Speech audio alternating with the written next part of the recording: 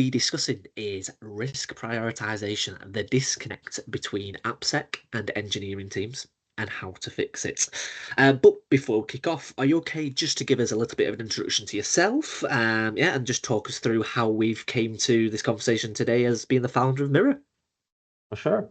So yeah, I'm coming from a long background in infrastructure, DevOps, DevSecOps. So not the usual kind of suspect of, every other founder here is kind of the 8200 unit accelerate. So I was a combat warrior at the army and then started my career actually in music, but always was drawn to the tech part. Started with infrastructure, then DevOps, then DevSecOps, and I did was a lot of time in the space, corporate startups. And eventually in my last role, I led a group of DevOps engineers at Microsoft in the Cloud Application Security group. And I spent a lot of time on security there, on incidents. And I thought to myself that it's solvable with technology and we can reduce that overhead. So that's what's kind of the main reason I decided, to start a company. Nice. Okay, so talk to me. Well, firstly, talk to me about what you guys do then. What does Myrror Security do? Yeah. So basically, we're an application security platform, very much focused on prioritization and remediation, and taking a step forward from the normal kind of traditional AppSec. So what we do is instead of just telling you that you have an issue, we're telling you what are the most important issues um, by code context, like if they're actually used in your code or not, if they're actually deployed in production or not, how critical they are for the business. And then for the remediation part, we actually tell you, instead of just telling you you need to fix it, we're telling you how to fix it, how it will impact your code on your software, how your developers can fix it, how much time will it take them. So any context that we can bring to actually help them remediate and not just bring more findings to the table. Okay, really interesting product, and we'll get into it obviously as we discuss further. But I always like to just before we kick off, just learn a little bit about when did Mirror come about? Was it an overnight sensation, or were you thinking about this 3, 4, 5 years in advance before you actually thought, yeah, I'm going to do this? Like, just actually talk to me about when you saw a gap in the market and thought, I'm going to start a company myself here. Yeah, so I had a great time in Microsoft. I wasn't planning on starting a company. I had a great team, great colleagues. I really liked the company. And then, I did spend some time on security. It was very annoying, but I thought of that as it was, part of my role. But I think what hit me one day, or the company, is that the SolarWinds attack happened, and Microsoft was one of the victims. And my team was part of the incident response group for that. And after that, we sat down and we said, we have a bunch of things on our software development lifecycle, and none of those could stop that attack if tomorrow that were to happen to Microsoft or one of our open source. So how can I ensure that it doesn't happen? So I looked, outside, look at the market, and I saw, there's nothing to do that. And then I told myself, okay, there's an opportunity to build something big here. So not just to take care of the part like of my daily kind of part that actually helps prioritize and remediate and triage, but actually help protect the organization from the most kind of critical threats of supply chain attacks. Okay, okay, interesting. And obviously, did you go into business with a co-founder then? Yeah, so my co-founder Roman and I, we've been known each other for the past 10 years. We've been working together in a startup in the mobile security, and then in the 8200 unit together as well.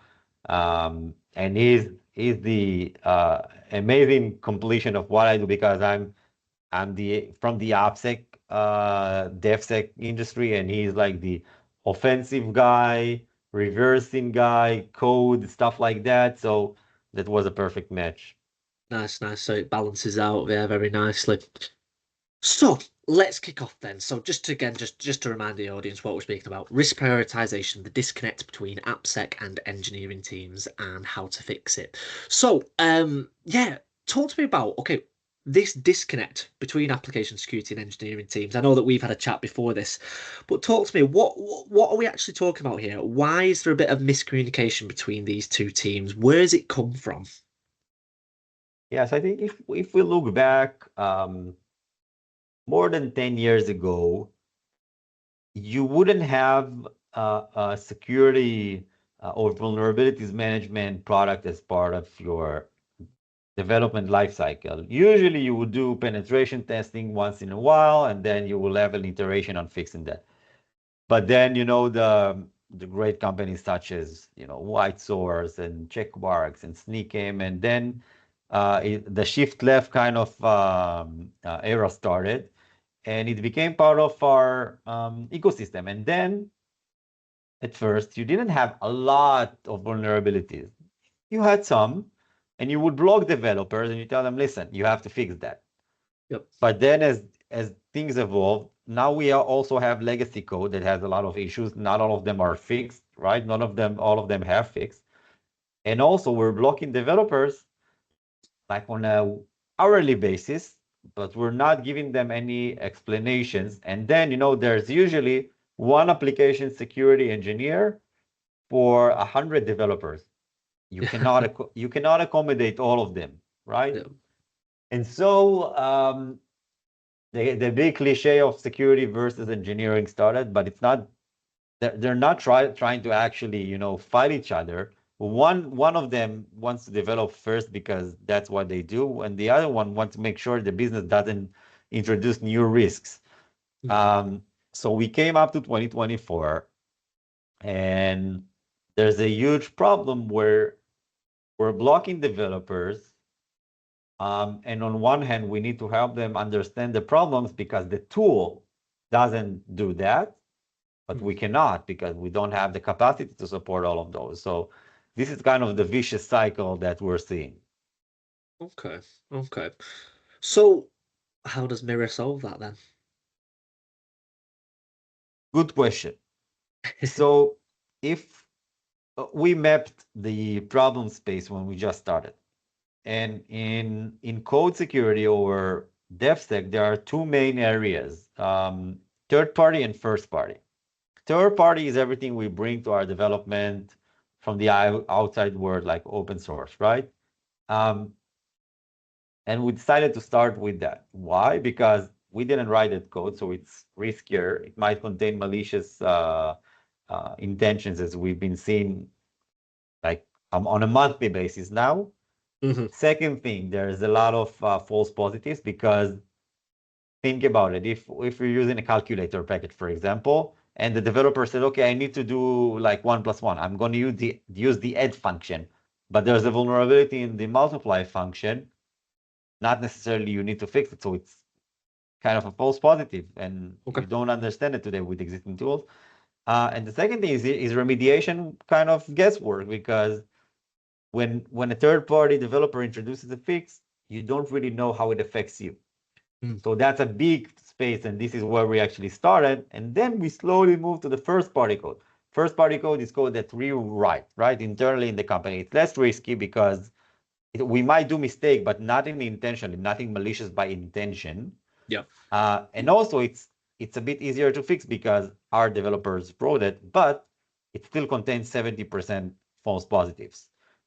So combine those together, this is what we saw. We actually look at the context of your code and we can tell you if an issue is a false positive or not, which reduces 70% of the issues, 70% are false positives.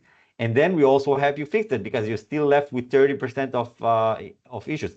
Now, what do I mean by fix? Instead of telling you upgrade from package A to package B, we're actually telling you what would be the impact of that on your code, on Mm. which lines we can help you generate the fix. We can help you generate tests for that. We can tell you how much time will it take. So that solves that problem because you can go back as an engineer to your security team and tell them, listen, I'm going to fix that, right? Mm. But just understand, maybe we can do it in the next sprint because that will take 20 hours to fix. And Mm. it's less risky, right? Because Myrror said so, because they actually said it's not going to production. Yep. But we will still fix that. And then the security says, okay, there's good intentions here. Of course, let's do it in the next sprint. I'm giving you an SLA of 30, 60 days, and we can fix it. The tool itself knows to track those changes constantly, Yeah. because otherwise, I don't know, what am I? Am I a Gen Z, millennial? I have no idea, but I don't remember. I don't remember anything today. I need my Yeah. phone. Same with application security. You need somebody to remind you what to do, because so much mess is happening across you. So um, that's in a very long explanation Yeah. how we do that. No, no, fantastic way of explaining. No, fully understand.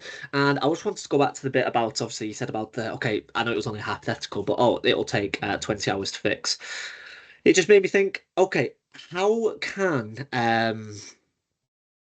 basically, how can best practices in AppSec align like with the threat prioritization? How can that align with the business objectives? Because like then 20 hours can have a negative impact on the company, and then we go back to cultural problems that have been around for like the last 2 decades around security. It's just an inhibitor. It doesn't earn us any money, and the whole culture around security is can be damaging. So, how can we align AppSec risk prioritization with the business objectives? So what I'm seeing lately, and it's a very good change in the industry, is that management understands risk, right? It's how you communicate. So let's say I'm coming to my management, I'm telling them, listen, we have this and this and this to fix, but they don't really care about like security indicators. You can't really come to management and tell them, listen, we have high-end criticals in the microservice ABC. They wouldn't Mm, understand it. But hey, listen, we have those issues, but the most important one is our payment service. It okay. processes credit cards. It's exposed to the internet. Um, it might cause a bit of delay in our next version, but that's a major risk if we'll release it to production. The other things we can postpone. Those are the internal services. They don't deal with any PII or stuff like that. That's fine. Just I'm going to put you, like, just to make you aware of that. We're going to Mm, deal with that on the next version, but this has to be fixed. That means that you need to, like, let our customers know that we might have a small delay in the next version, but it's for a good reasons. It's easier to communicate to them. It's easier for them to communicate to the customer, because of course the customers want to know that their private data is being handled in the most, secure way. So, yeah, and that's absolutely. also a thing that you can automate, right? You can automate that with the tool. So kind of make sure that you don't waste people's time with setting meetings and stuff like that. Everything can already Mm. be automated today. Well, that segues very, very nicely into what I was going to ask you next around how can sort of ML and AI sort of contribute to sort of the AppSec space because, like you say, it can contribute in both ways, both good and bad. So, what's your sort of views on that? So I'm going to speak about AI for security and not security for AI, right? So Okay. you need to be cautious with this, because AI can have a lot of hallucinations. Like you can ask an AI, listen, I have a problem with this machine in production, and it can tell you, so shut it down, right? But it's not a solution. What you can use AI for, and let's take a concrete example. Let's say I have a code issue. So if I'll go and grab like the information from the public database about this vulnerability, it will give me generic information about what is this, what's called CWE is about. So you have an SQL injection. SQL injections mean ABC. But if I give uh, the issue, I give it the context of the code, so it can tell you, listen, you have an SQL injection in this parameter in your code. Um, if that code is exposed to user input, that might be risky. and you need to fix it immediately. Already you got to a state that the developer doesn't need to go into the code and understand, because you're giving them all of the data internally. And also you focus the AI on a specific problem, right? It's the same with GPT. If we'll tell GPT, give me an idea to a trip. So it will give you a generic idea, but if you'll go and, I want to go to a trip in New England, I have 2 days. I like wine and food, right? And I prefer hotels that are below 100 pounds, Mm. right? So we get a concrete answer. So context is very important when we're using an AI, and privacy. Do not give any sensitive contact of your customer to AI. If you plan on sharing code, make sure that the LLMs are running internally and not on public GPT, that everything can be exposed. So I think those are kind of the main thing, and a concrete example of how we look at AI for security. I'm trying to work out obviously what Mirror's ICP actually is, because is it mainly just organizations with sort of like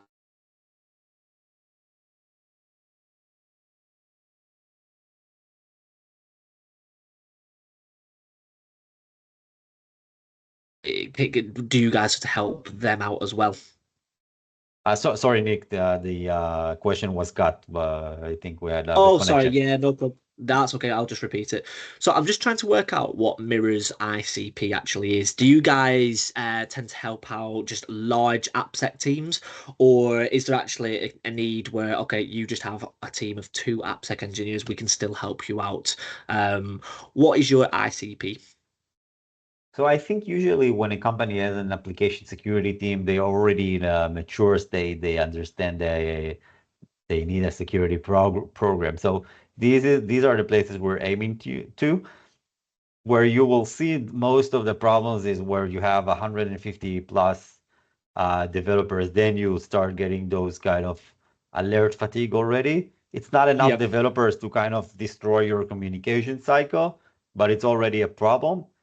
Where Mm, we see the platform really shine is like 500 developers plus, right? Then you have like maybe 5 application security engineers. If you're like a very uh, like security forward company, um, and we usually deal with the application security team. mm, So a lot of the time, those teams will bring the head of engineering to look at our remediation, because eventually those are the one that have to fix. Um, yes. and this is where we find our kind of perfect situation to be.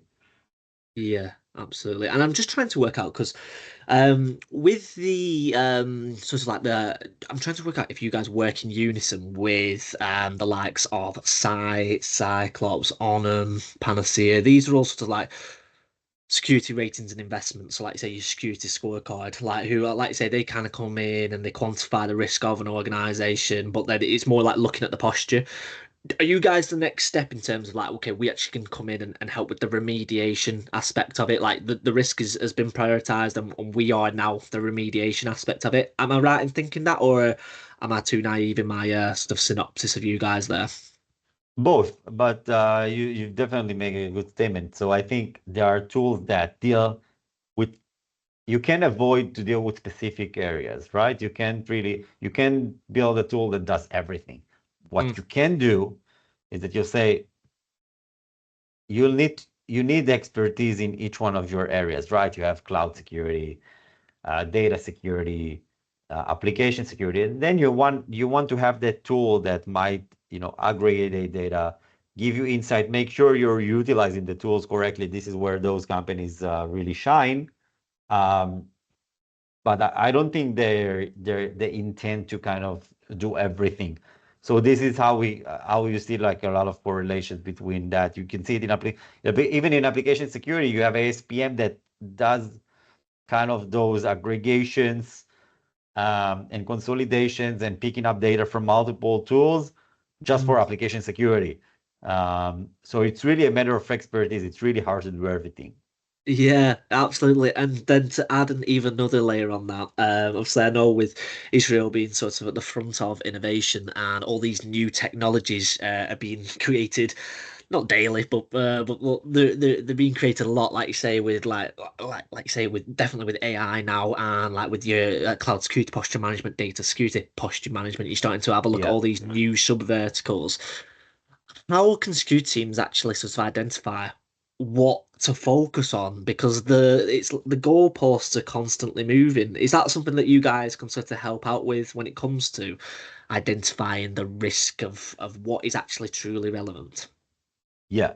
Just for application security, right? So Mhm. very much focused. So multiple areas you need to focus on. I can tell you as a previous DevOps engineer, infrastructure is a whole another word for sure. Yeah. But for application security, we actually tell you what you need to prioritize on first. Mm. What are the most business critical assets? What are the most urgent issues to deal with? Of course, at least we give the organization a way to control that because every organization is different. One organization will tell, I don't care about this parameter, but this parameter is very important for me to decide on the business criticality. Um, so the customization here is important as well. Yeah. Okay. Okay. And to link it back to sort of the title, then, also the disconnect between AppSec and engineering teams, has it mainly just been then in the past few years, literally like a bit of a language problem where, like, look, okay, we're all working to the same outcome, but like we've been told that we need to do X, Y, and Z, and they both got different goals where they forget that, like, okay, we're working towards the same goal here, but we just didn't know what what risk prioritization to go through.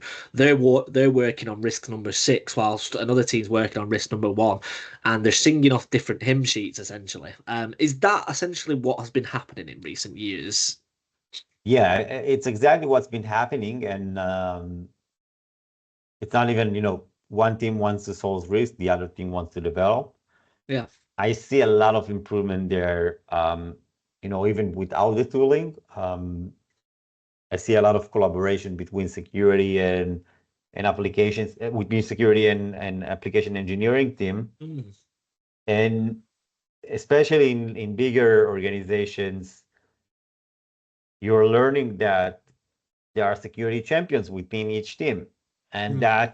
that's a first sign that, we're all working towards the same goal. Yes. And I'm willing to support you as an application security because I understand what you do and I'm happy to take that responsibility in my team. And Yeah. so instead of having, five application security per 500 developers, all of a sudden you do have the same amount of application security, but within each team, you have an advocate. You have somebody that now understands the risk and he's happy to kind of explain that on a daily basis to his team. Yeah. So I see a lot of improvement that's worth the kind of claps, right? Standing Yeah. ovation for that, definitely. Absolutely, because when I was sort of phrasing the question, it made me think like, oh, should this not have been the CISO's responsibility to kind of get the risk prioritization in order? And then I came to the conclusion in my head that, well, no, engineering teams often report into like head of engineering, VP of engineering, or a CTO. And then my train of thought just went to, well, that can obviously cause conflicts between a CISO and a CTO when one Yeah, of them, you're starting to bring politics of the boardroom into it now, where it's like, okay, well, the CISO and CTO got the teams. Obviously the CISO is like all security, and the engineering teams are all like, well, all product, all innovation. It's like, exactly. well, it's like, how can we work in unison to make a happier CEO and a happier founder? Enter Myrror Security, I believe. That's what it sounds like to me. If I was CEO and I've got a CISO and a CTO at loggerheads with each other, they need something like this to essentially, like you say, all work towards the same goal. So it makes perfect sense.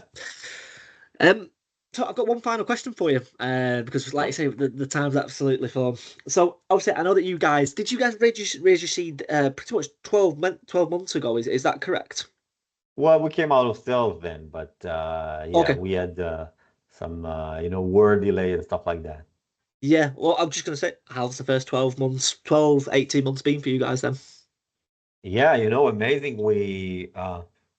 There's been a lot of, changes in the market and involvement on budget and stuff like that. And then you understand that, first of all, security isn't for the rich companies. Security should be for everybody.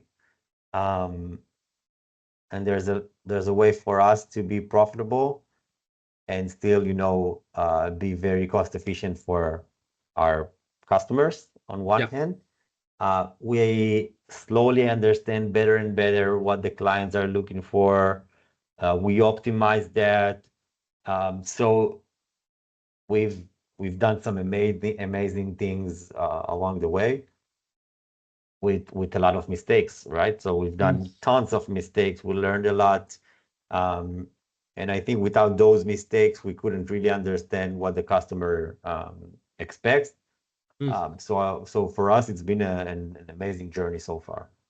Nice, nice. So, thank you very much for coming on the podcast, Yoad. So, if anybody has any questions about what Yoad has said today, anything about, maybe, your teams are sort of like singing off different hymn sheets, like there's a bit of a disconnect between your application security and engineering team, I'll be sure to put Yoad's information. I'll be sure to put Myrror's information so that, obviously, you guys can kind of get in touch directly. But once again, Yoad, thank you very much for coming on the Security Space podcast. Thank you so much. Appreciate it.